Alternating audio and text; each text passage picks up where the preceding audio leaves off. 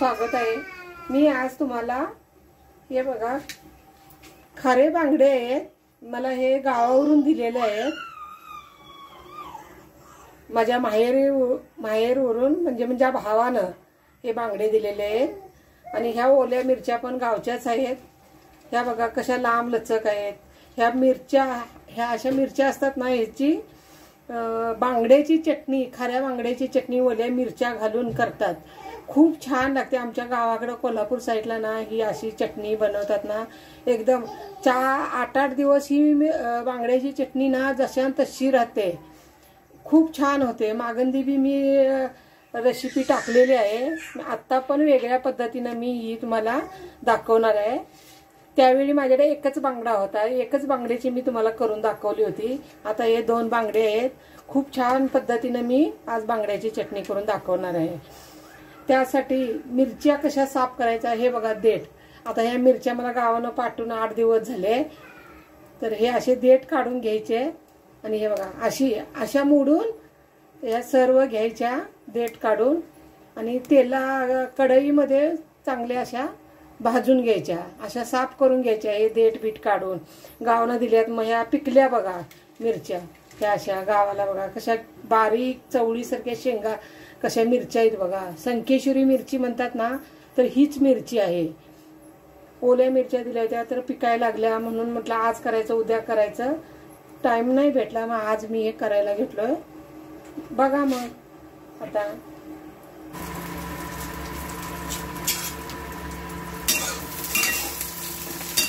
मिरच्या आता अशा तेलामध्ये चांगल्या भाजून घ्यायच्या।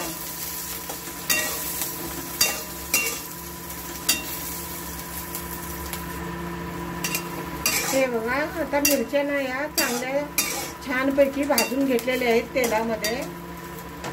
कसे डाग पडलेत बघा, अशा मिरच्या डाग पडत तर अशा चांगल्या भाजून घ्यायच्या, म्हणजे बांगड्याच्या चटणीला ना हे येत नाही, तिखट मोड होते। खरपूस भाजल्यानंतर एकदम खमंग चटणी लागते, म्हणून अशा छानपैकी मिरच्या तेलामध्ये भाजून घ्यायच्या।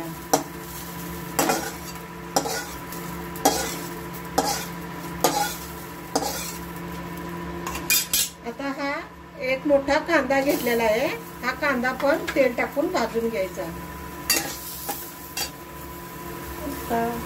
नॉर्मल तेल टाकायचं जरा।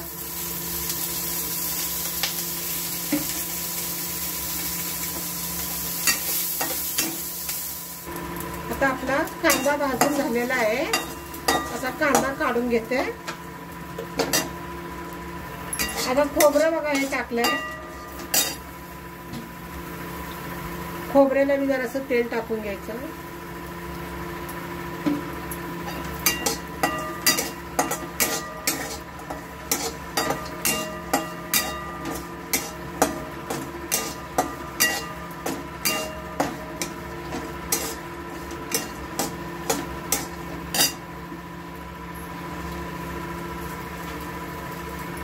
आता खोबरं पण आपण भाजून छान घेतलेलं आहे।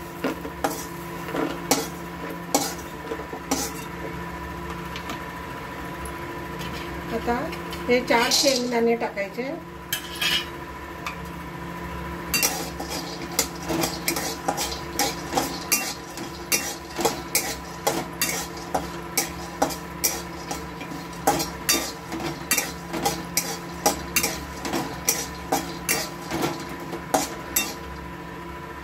शेंगदाणे पण आपलं छान टोमॅटो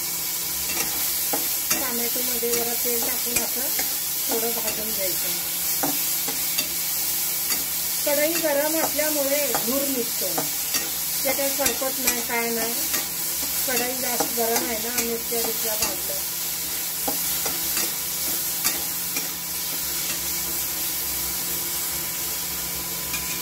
आता आपण हे सर्व भाजून घेतलेलं आहे। गॅसच्या वरती अशी जाळी ठेवायची आणि असा बांगडा ठेवून घ्यायचा बघा।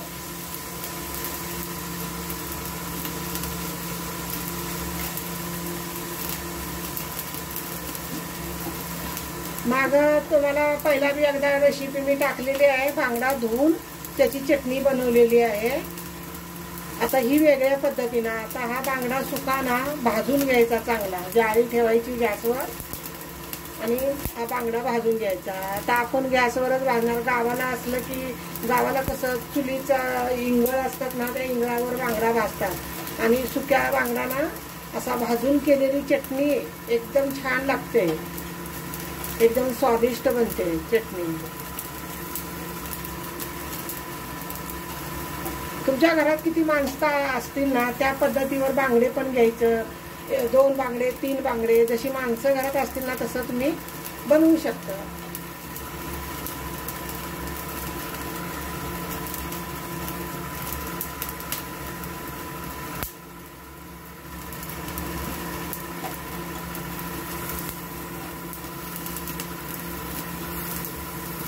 आणि ही बांगड्याची चटणी आहे ना 2-3 4 दिवस बांगड्याची चटणीला काही सुद्धा होत नाही।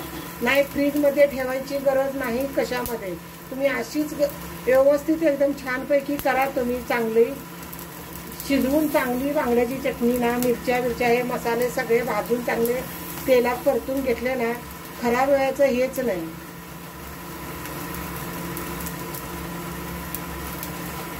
आणि आता बांगड्याचे सीझन आहे ना, खारे बांगडे, गावाला मिरच्या सगळ्या ओल्या असतात, भरपूर प्रमाणात गावाला सहसा भरपूर बांगड्याच्या चटण्याच करतात। आणि आता हे सीझन आहे सुक्या मच्छींचं, त्यामुळे करून बघा, ट्राय करा, छान लागतात।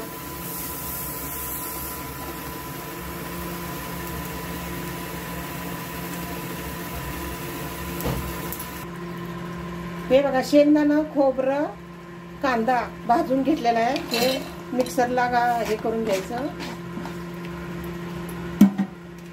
आता ही लसूण बघा, 2 गड्डे लसूण घेतलेले आहे।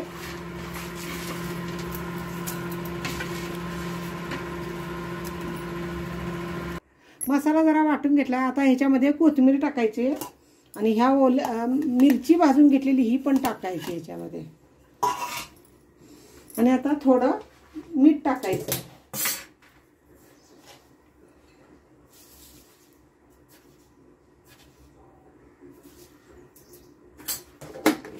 आता हे फिरवून घ्यायचं। आता ही बघा ओली मिरची मी मसाला घालून वाटून घेतलेली आहे एकदम बारीक। हे बघा बांगडा आहे आता भाजून घेतलेला ना, गार झालाय। आता ह्याच्यावरचा आता सालं काढून घ्यायची, असं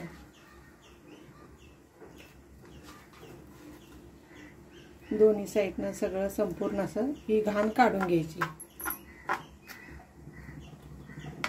हे बघा अशी जळलेली घाण, आणि हे डोकं पण असं काढून घ्यायचं। हे काही घ्यायचं नाही बघा, ही घाण सगळी काढून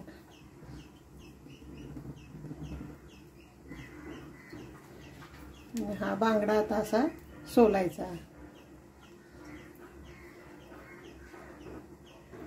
काटा बघा एकच काटा निघतोय, असा पूर्ण अख्खा काटा निघतोय बघा।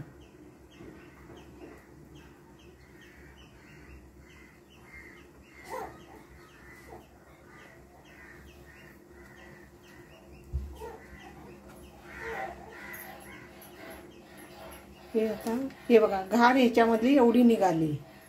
आता हे एका प्लेट मध्ये मी काढून घेते।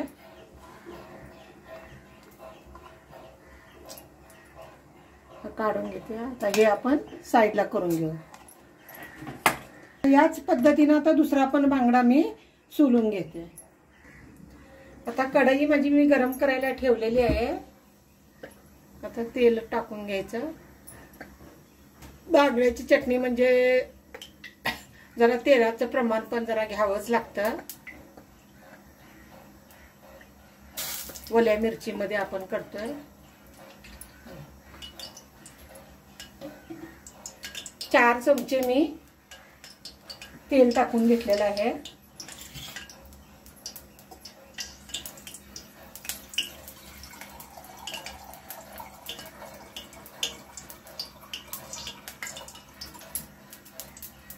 तेल आता माझं चांगलं गरम झालेलं आहे।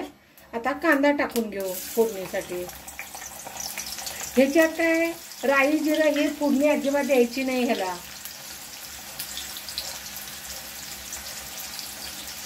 आता तेलामध्ये चांगलं कांदा परतून घेऊ.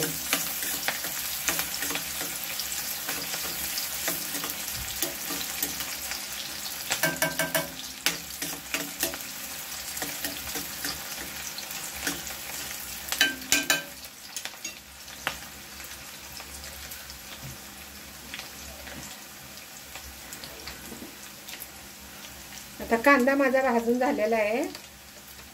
आता तेलामध्ये जरा हळद टाकायची, म्हणजे कसं तरी येते.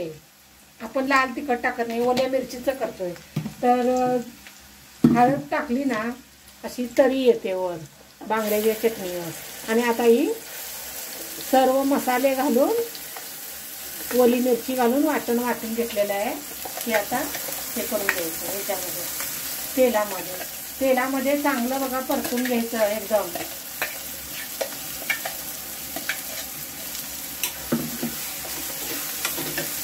बघा हळद घातल्यामुळे ना कशी तरी आली आहे बघा. आता हे टमाट्याची प्युरी पण टाकायची याच्यामध्ये. टमाटा पण मी घेतला होता मिक्सरला बारीक करून, टमाटा भाजून मिक्सरला बारीक करून घेतला होता बघा.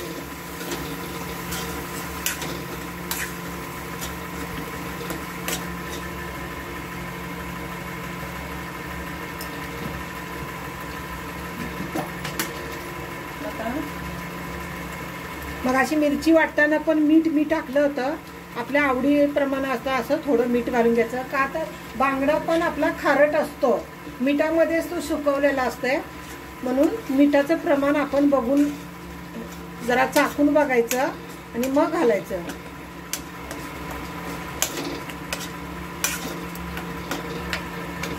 हे आता मिक्सरचं भांडं धुवून हे पाणी थोडं वतून घेतलंय.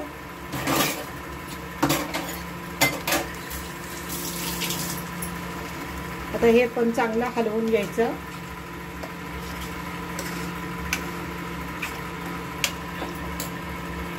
आपण बांगड्याची चटणी करतोय म्हटल्यानंतर आंबट हे लागतंच, मग कोकम जरा टाकून घ्यायचं.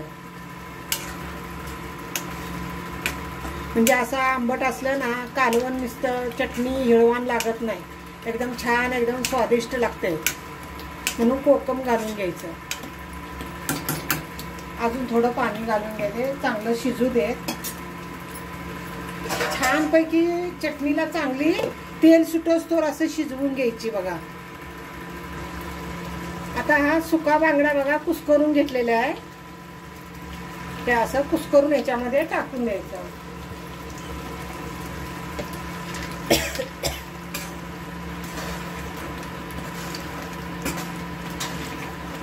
किती छान सुगंध सुटलाय बघा बांगड्याचा एकदम. आणि आंबट घातल्यामुळं कोकम घातल्यामुळं एकदम छान असा वास सुटलाय. ते असे बुडबुड उठतात ना म्हणून झाकण ठेवायचं. असे शिंतोड अंगाविंगार उठतात याची काळजी घ्यायची.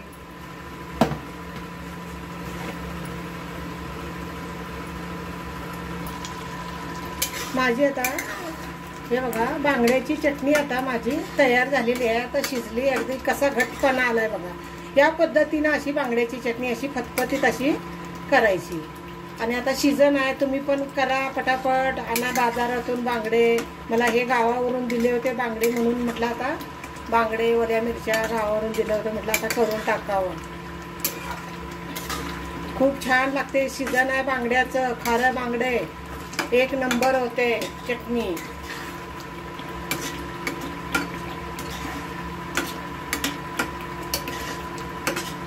चला तर मग आता माझी बांगड्याची रेसिपी झालेली आहे. तुम्हाला जर आवडली असली तर लाईक करा, शेअर करा, कमेंटमध्ये मला सांगा. आणि नवीन असाल तर सबस्क्राईब करा.